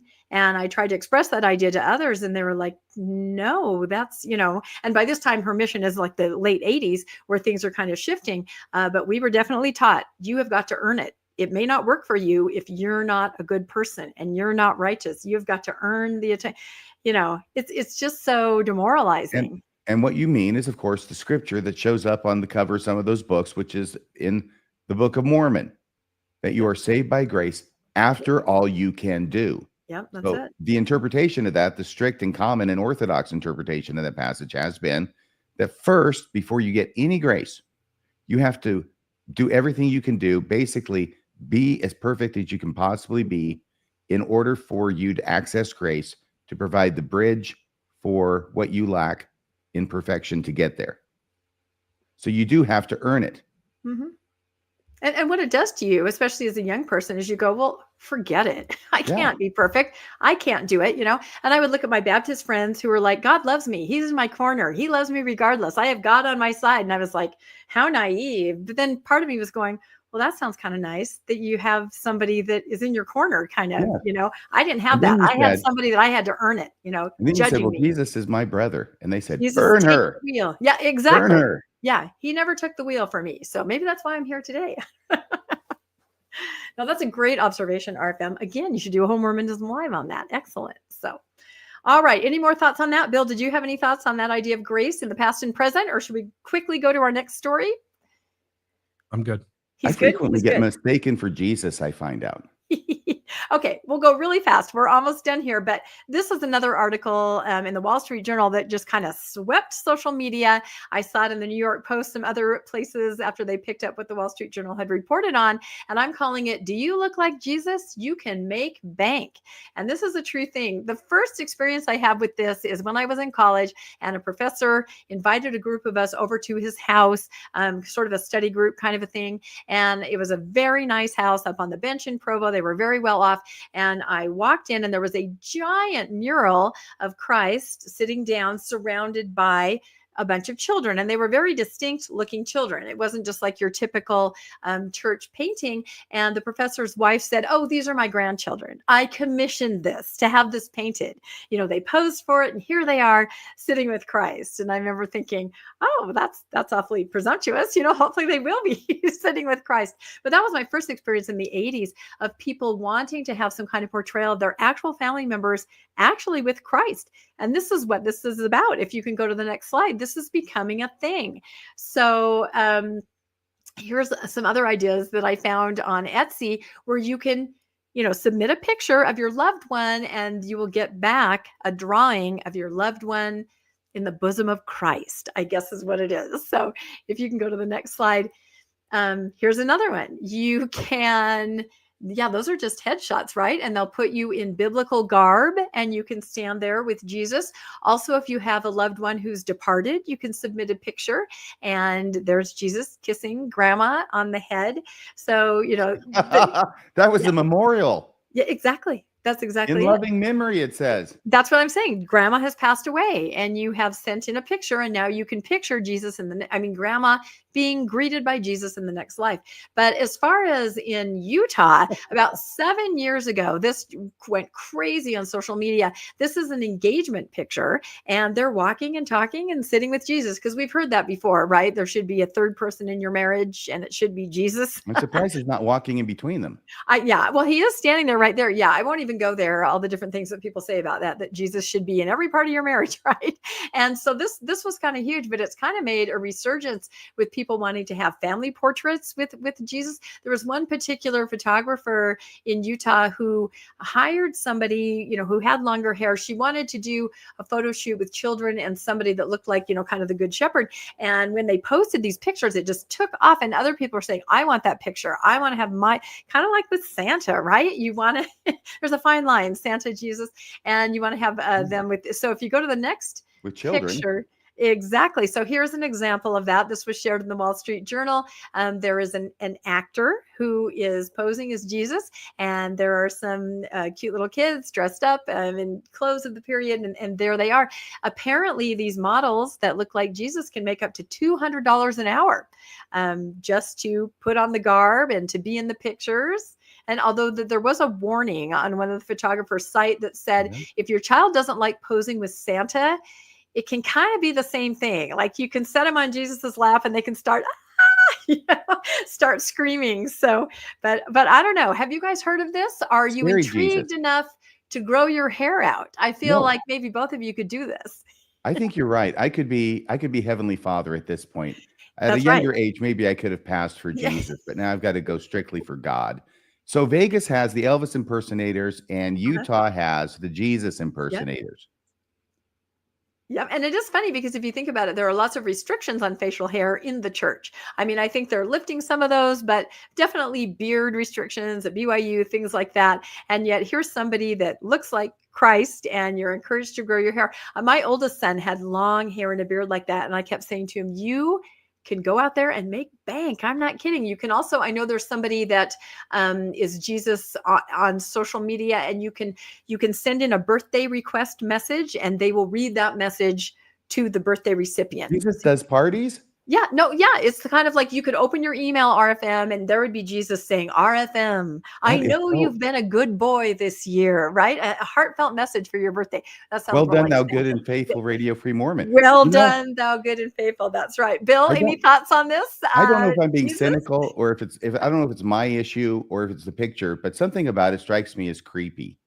And I can't be much more specific than that.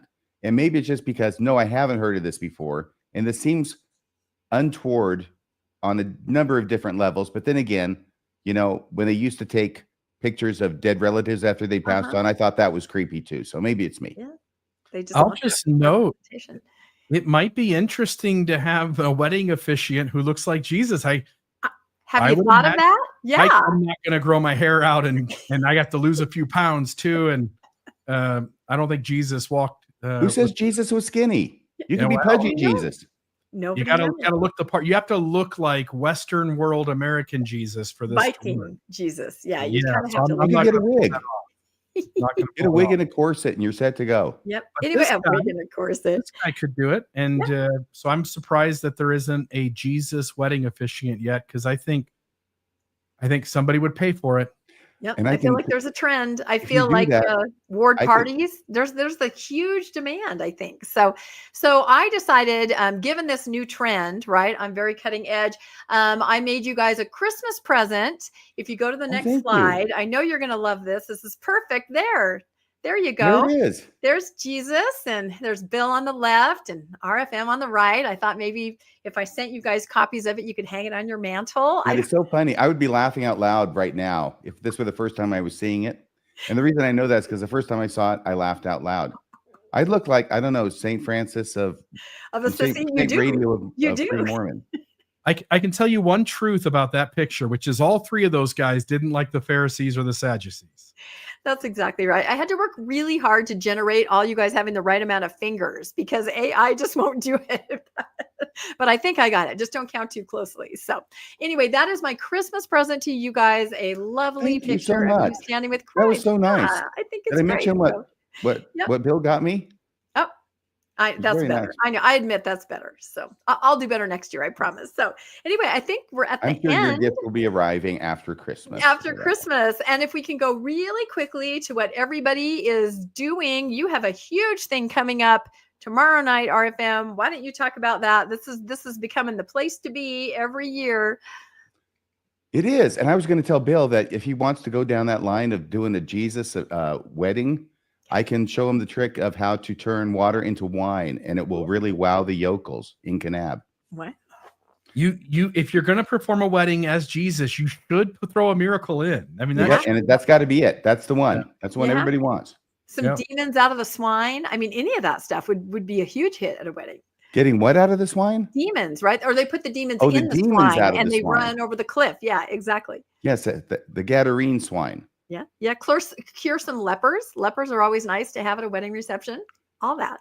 A lot of fun at parties. Lepers, little known fact. So, you know what they call 3 lepers in a hot tub, right? Uh-oh, here we go. What? No, it's 1 leper. It's a leper in a hot tub. It's Yeah. been a long time since high school. soup. What do they call a leper in a hot tub? Stew. Oh God. Okay. Stew. That's Stew. Hey, Stew. Okay. So tomorrow night, it is upon us, Christmas Eve. The Radio Free Mormon Christmas Eve party is 2nd annual. At this point, it's going to start 6:00 p.m. Mountain Time. You got a lot of people, a lot of famous people, a lot of people you're going to recognize showing up briefly to say hello to everybody, maybe do a trick, tell a joke, sing a song. I got no idea. Well, I do have some idea. I know what Culture is going to be doing. He's Yeah, going to that's be gonna be premiering his something. latest video. Yep. Which is a parody of a song that you will recognize. Yep, I've heard it. Go Culture. It's really good. Yep, it's going to be great. It is wonderful. And then do you guys have Mormonism Live also on Christmas or no? I'm thinking Ixnay no. on the Mormonism Live on Isthmus Cray. Okay, but then you have Mormonism After Dark, I'm guessing, on the weekend at some point. I will let Bill address that one. Oh.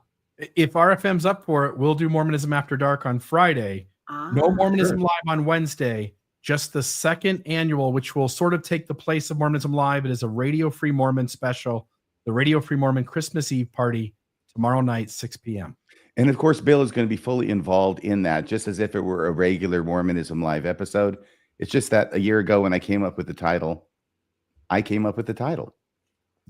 You get to be So on it's the the Radio marquee. Free Mormon Christmas Yep, Eve party. That's okay. So spend your holidays with Bill and RFM. That's all we'll say. And as far as Mormonish, we do have a regular episode, but we bumped it to 5 p.m. Mountain Time because heaven forbid we should try to compete with RFM's, rockin' Christmas Eve party. It's never going to happen. So we have a little history of Christmas with Rob Lauer. It's going to be good. So I think that's great. And then Will you be able to come on the show, on the party? Huh? Oh, you can't come on the party. That's Oh, right. I don't know. I'm not sure. I may be Okay. there and I may not be there. I may send in a recorded thing. We're going to find out. And that's what I think is fun about this is that you don't know you don't even know who's going to pop in. Like anybody. I can know show who's going to up. pop in. Are you kidding me? Oh, you have it all locked down. Is that right? Yeah, I'm Like so a excited. rando can't just show up. No randos allowed. Do people have to audition to get on? This is I get it. RVSP. And if you don't I know what that understand. means, you can't come anyway.